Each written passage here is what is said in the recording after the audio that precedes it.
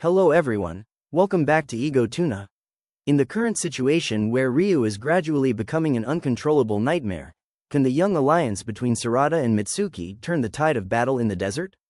At this moment, the group's only hope rests on Sadara alone, with her eyes just reawakened after 3 long years. If SUSANOO appears, will it be enough for Sadara to put an end to this battle? Or will Ryu bury the pillars of the new generation beneath his storm of sand?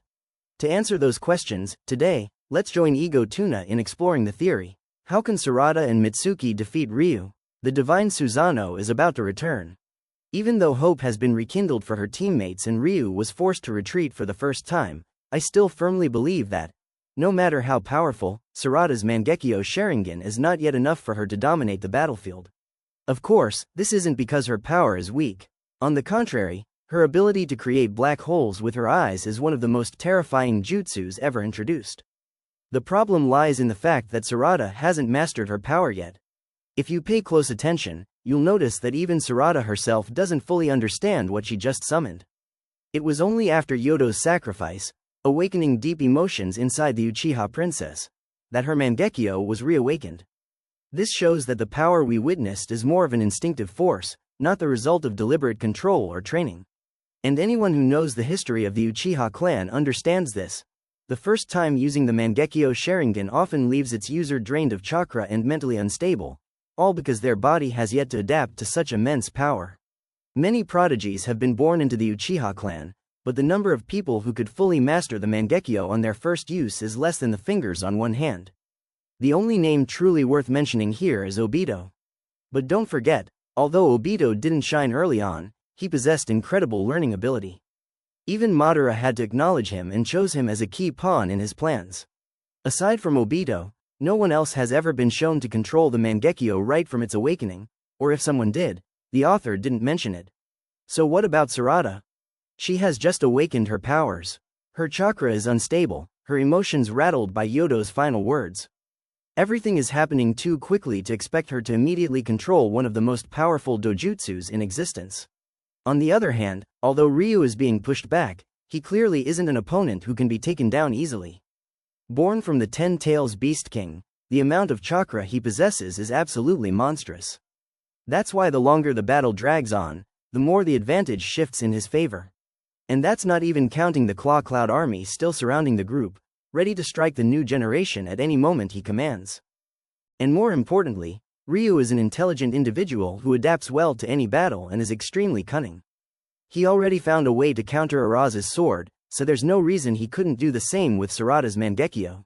All Ryu has to do is avoid a head-on confrontation, instead dragging out the fight to wear down his opponents and wait for Sadara to exhaust herself. In other words, this battle isn't about who has the stronger jutsu, it's about who has better control over themselves, and in that regard, Ryu still holds the upper hand. So, what if we add Mitsuki's Sage Mode into the equation to balance out the power between Sadara and Ryu? Would a cage-level warrior combined with the Mangekyo Sharingan be enough to turn the tide? Unfortunately, the answer is still no.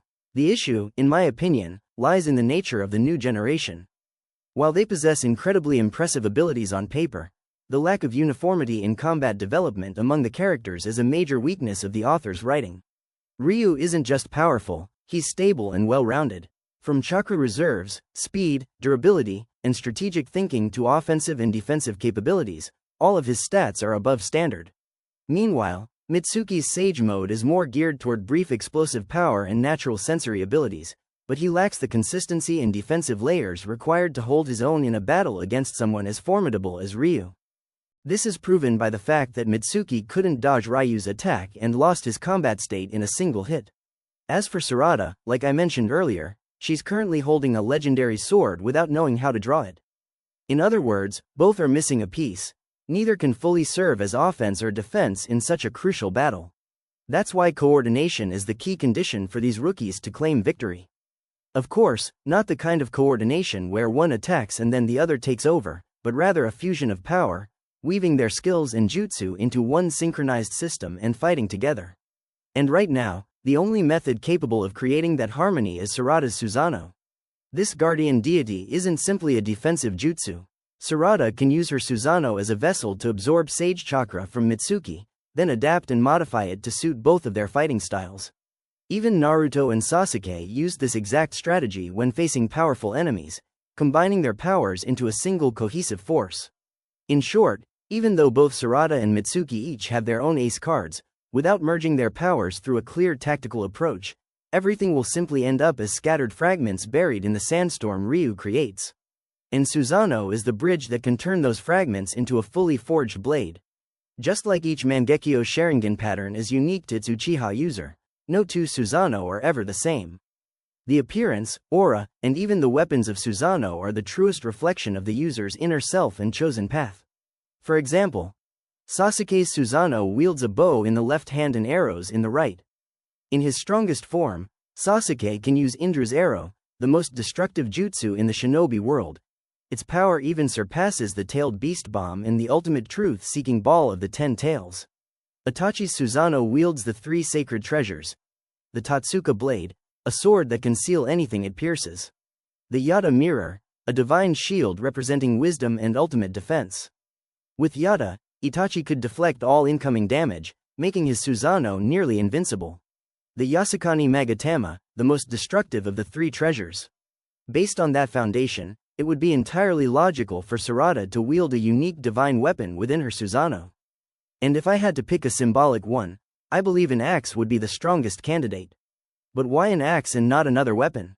SUSANOO itself is an iconic trait Sarada inherited from Sasuke, while the axe is a weapon originally designed by author Kishimoto in his early concept art for Sakura. This would be a symbolic fusion of logic and emotion, a tribute to both the Uchiha and Haruno clans. You should remember, it wasn't by chance that Kishimoto gave Sakura an axe, a weapon both brutal and powerful, very different from the refined fighting styles usually associated with kunoichi. Even though this image never officially appeared in the anime, it has lived on in the minds of fans as a symbol of rebellion, raw power, and breaking every stereotype about female ninja. Now, such a version of Sakura reappears in the form of SUSANOO, serving as a silent but profound tribute to the strong mother who raised Sarada. The axe also represents the act of cutting the chains binding the new generation, a generation that inherits the past, but never bows to the towering shadows of their predecessors. This axe could be seen as Thor's Stormbreaker, representing storms and thunder. Interestingly, in Japanese mythology, SUSANOO is also the god of storms and thunder. This is clearly not a coincidence from the creator. In short, the combination of Mitsuki's Sage Mode and Sarada's SUSANOO could very well be the last hope to turn the tide of the battle. Against a powerful and overwhelming enemy like Ryu, where a single mistake could alter the fate of an entire generation, SUSANOO serves not only as Sarada's shield, but as the final wall standing against the 10 Tails' dark ambitions. More importantly, the collaboration between the rookies could be a bold and highly anticipated strategy. In the end, the battle against Ryu is no longer just a clash between individuals, but a trial by fire for the younger generation in the face of a storm of a new era. In this context, Sarada's SUSANOO is more than just a weapon, it's a symbol of growth, a testament that she's ready to face adversity with all the strength and will she has. The rookies will become the vanguard of a new era, ready to shatter all remaining chains from the past and rise toward the dawn of the future. That's the end of this video. If you enjoyed it, don't forget to like, share, and subscribe to support Ego Tuna.